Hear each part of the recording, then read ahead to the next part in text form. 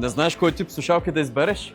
Да, днес изборът е огромен. Има жични, безжични, класически и е нормално да се чувстваш объркан, но затова аз съм тук. Първо, реши дали ти трябва кабел или свобода.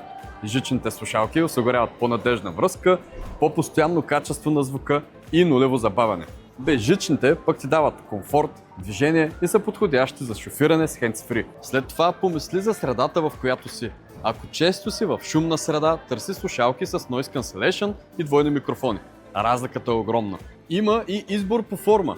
In-ear най-популярни, леки и удобни. Или класически големи слушалки. Най-добър звук, но не са най-практични за носене навън. И най-важното, слушалките стават част от лицето ти.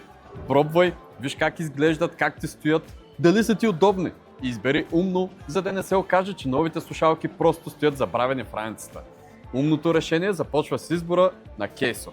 Ела при нас и ще ти помогнем да избереш слушалките за теб.